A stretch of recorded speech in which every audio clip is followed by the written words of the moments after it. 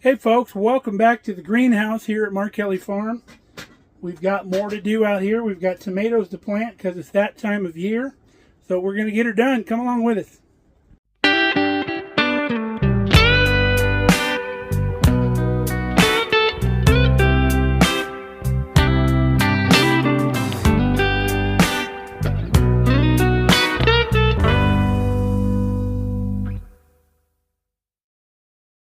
From last time, I needed to buy that little thing, so we got that done. Got that installed. I forgot to get the knockout for that, so still got temporary wiring. Well, let's get to our planting. So our soil mix in here has got dry over the winter, so I put enough what I need in here, and I need to rehydrate this till it's moist. We don't want it dripping wet, but it's got to be moist enough to germinate some seed. So I'm going to go get the water can, we'll fill it full of water and bring it in here and we can moisten this. Got our water. Going to take a little bit in here. So we'll stir that up and see how it goes. I think we're going to need a little more. Put some down in the bottom down there.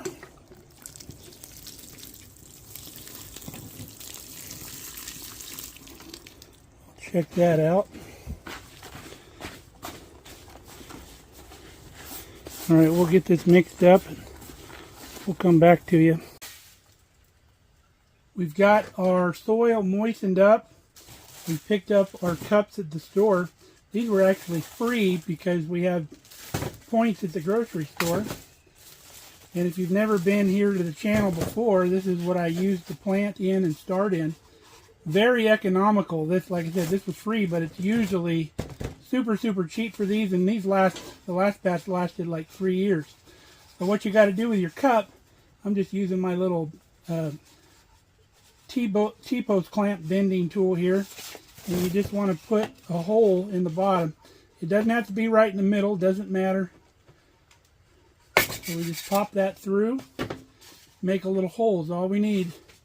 So I'm going to go through and do a bunch of these to fill this whole tray up. And then we'll start filling our cups with soil. We've probably got more cups than we need made. See, we have the holes in them. Now you can see our trays have slots in the bottom, and that allows water to get under the cups. And then also our cups have this little ridge on the outside here. And that allows the cup to be up off the bottom of the tray, so our hole does not get covered up. Even if we have it on one of the tops of these ribs, water can still get up into that hole. That's very important. You don't want a flat cup or a flat tray, otherwise this method will not work. So how this works is we fill this as tall as we want it, probably about right up here. Probably pretty much where that ring is. The bottom of this ring is where you want your soil. Pack it in there fairly good. And then we'll plant our seeds in these, whatever depth that we're supposed to plant them. And then we'll keep water in these trays, probably about a ½ inch of water. The first day or so you'll have to check it, because if the soil is not as moist as it should be, it'll wick that water up pretty quick. But once it gets a good equilibrium of water into the cups, it'll use it a lot less slowly. Now, this water in the tray will wick up through that dirt and keep this dirt moist on top. But because you don't have it clear full up to here, it's not going to get too much water in that cup. It'll get just what it needs for those to germinate there. So I'm going to fill one of these cups and we'll do some tomatoes. If you remember the way we do this, I'll plant about 20 tomato seeds in this one cup. And then all of those tomatoes will sprout, and then I break all that up, and this one cup will turn into 20 cups, which is more than what we need. So the only other things that we're going to plant early, we don't have to, but we're going to try to get a jump start. We're going to plant some squash. We have another heirloom type of tomato, so we can save seeds if we want. And the San Marzano for our tomatoes that we put in the the pantry or down in the root cellar. I'm going to grow a whole row of these this year, a bunch of them, because we want to can a bunch of tomatoes. And then we have an heirloom cantaloupe we're going to plant, and a watermelon we're going to plant. Now, we're going to plant more than one seed in one of these cups. For these varieties, we'll probably put 3 seeds spaced out evenly in the cup, because the germination rate of these isn't the best usually that I find. So even if we get 2 or 3 or all of them sprout, we'll figure out which one is the best seedling and we'll pull the other 2 out just to make sure we have a good germination. But we'll probably do maybe a couple cups of each of these, and we'll save some seeds, because if for some reason something goes wrong, we can still plant these in the garden at planting time. We can plant them right, direct sow them right into the soil. But like I said, we're going to try to get a jump start. So we'll get going on this. I'll put my seeds in here on top and make sure they're spaced out pretty good. And then I'll cover the seeds with however much soil the plant calls for. Usually a tomato, not much. It's like a 1/4 of an inch. So we'll put our tomato seeds in here and then put a 1/4 inch of soil on top. So we'll do that right now. Start with our San Marzanos.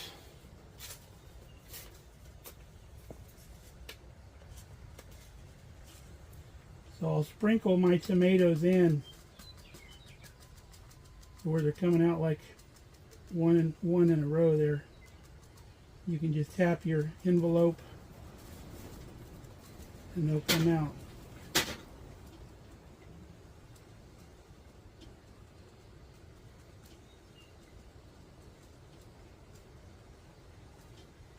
I'm going to go ahead and do two cups of San Marzanos. If I have extra tomatoes, I just give them to my friends. They take them and plant them in their garden. And I'll also keep some in reserve here in the greenhouse in case we have a frost or something like that. I have backup plan.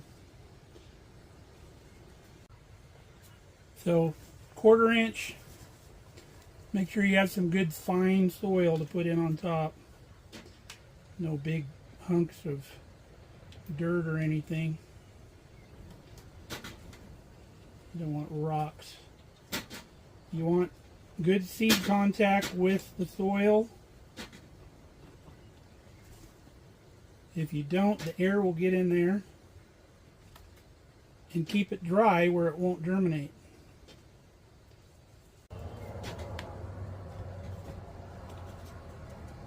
Alright, so I'll fill some of these other cups and get my bigger seeds planted, and we'll come back and we'll show you when we're done.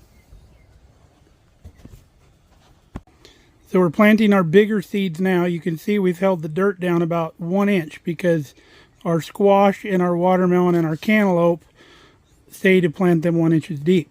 So we take the seeds, and if you look at a seed, I'll try to pull you one out here.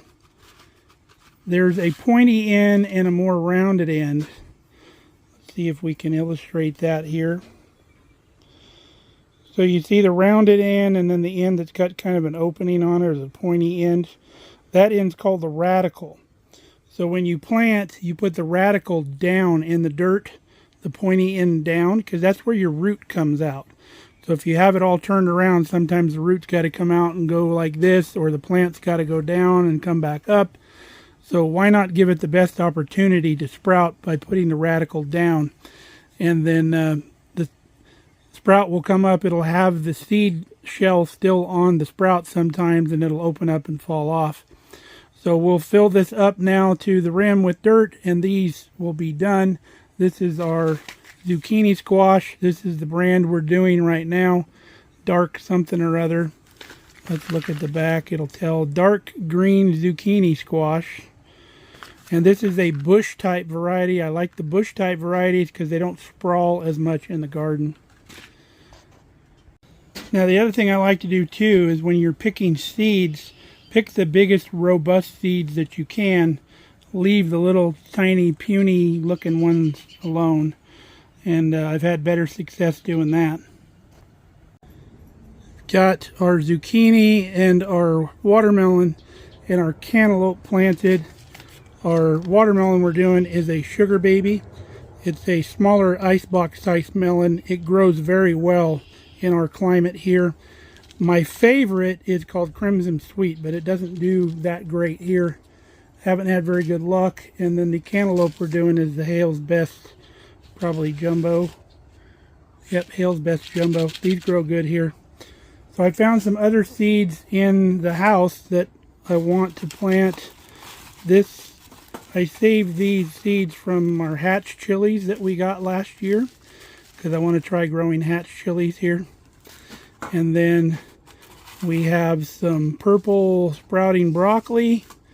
I've got some jalapeno peppers. I'm just going to go ahead and use these seeds, even though I was going to buy plants. We'll see if those sprout.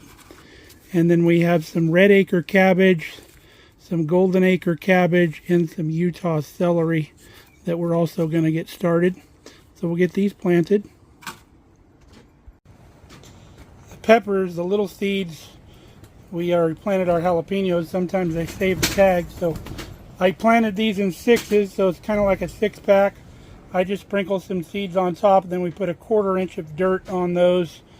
And then we only have to tag 1, so we know 6 and 6. But the jalapenos were last year's seeds, and then these were from last year's plants. So I put quite a few in there, but we want a good germination.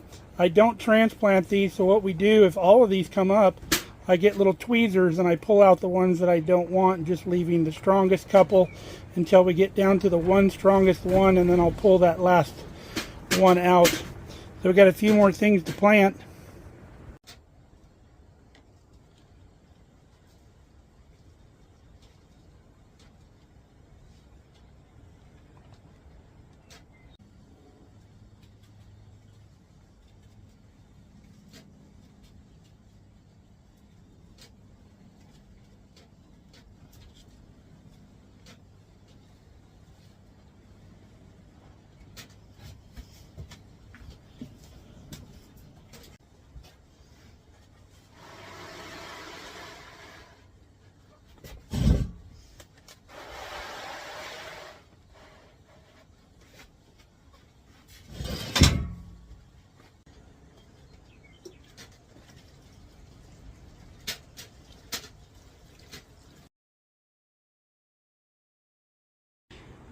Well, I think that's all we're going to do in here. Got all of our plants. Well, not plants yet, but they will be. We did these other 2 trays in 6-packs. We've got the purple broccoli, hatch chilies, jalapenos in the back. We've got the golden acre cabbage in the front, red cabbage here in the middle, Utah celery in the back, and then all the other stuff we planted. Now we put about 3/4 of an inch of water in there because that's probably going to draw up some of that water. We'll come out in the morning, we'll check this again. We'll feel the moisture, make sure the soil is moist. So now I'm going to go out to the lick tubs outside. We're going to see how the moisture is in those. If it's okay, we're going to plant some stuff in that. If not, we'll hose it down. Our lick tubs are nice and moist, so we're going to go ahead and plant these out. We got some frost tolerant stuff that we're going to put in here that can be outside. Here's our plan for the lick tubs. We're going to do some beets. We're going to do some wasabi radish and some rainbow blend carrots. And these are all items that can be planted up to 6 weeks before your first frost. So we're going to get these babies in the ground, well, in the tub.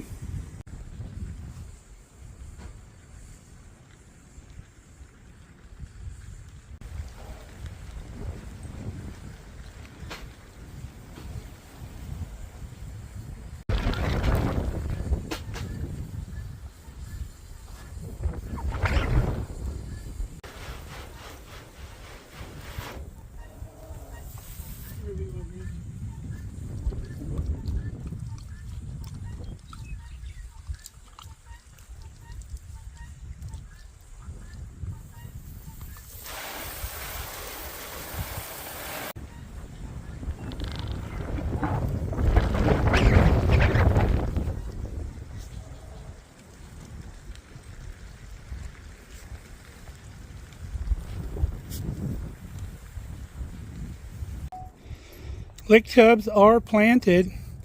Sprayed a little water on them because I don't want to fill the reservoir in the bottom yet. If you've never seen these before, they're a self-water wicking lick tub. It's got a reservoir in the bottom, and you fill that with water about once a week, if that, and the water wicks up into the dirt, just like our cups do up in here. But it's really cool. I'll link the link to that video at the end of this video so you can watch it if you'd like. And we could make plenty more tubs. I plan on making more. The farmers around here, the cattle farmers, get these tubs and there's mineral in them, and the cows lick it all out, and then they're left with all these empty tubs. So get all these for free. It's pretty nice. All right, folks, we are good to go. Got everything planted. It's warming up in here. Got everything closed up. Got the fan on, ready to turn on when it gets hot enough. Got my heater set up to heat this if it gets down to freezing tonight. So we are set. Now Kelly just texted me, apparently there's some weather blowing in. So she wants me to make sure that both vehicles will fit in the barn if we need to put them in there. So we got to go check that out. Well, I turned the tractor around so I could put the bucket up on top of the mulch. We went to town and bought a whole pallet of mulch the other day because we got a lot of mulching to do out in flower beds and stuff. Hopefully next weekend we're taking the old tramper out. That'll be fun. Hopefully the weather holds. But I think we have plenty of room in here for both vehicles. So we're good to go. I just got my hail damage fixed from last year on my truck. Just got it back, let's see, what day was that? Monday. So we don't want that again. Well, there's definitely something kicking up out here. The wind's blowing crazy from the south. That means a lot of moisture from the south and the west, which means thunderstorms probably. Looking at the radar, probably not till tomorrow afternoon about 3. So I'm going to get out of this wind. I was thinking about mowing the lawn, but not going to happen in this. Let's go inside. Kelly's already got her second batch of freeze-dried stuff. That's tomatoes and corn. She's got like garlic powder on top is why it looks not red. Mushrooms and asparagus. Ooh, can't wait to try the asparagus. On those. What do we got here? Peppers. Peppers? Sweet peppers. Sweet peppers. You've dusted those as well. Green beans. What'd you put on those? I think it's the ranch. Oh, wow. That's so good. There's some mushrooms. Are those sprinkled or anything, or are they just mushrooms? No. I'm going to try one of those. I feel like styrofoam. Tastes exactly like a mushroom. And the texture is not weird or anything. That's good. So here's this batch. Very interested in the corn. She put some ranch seasoning on the corn.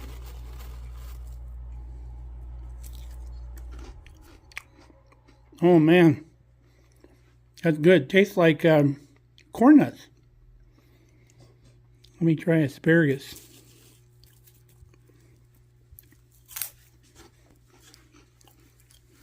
That is crazy good.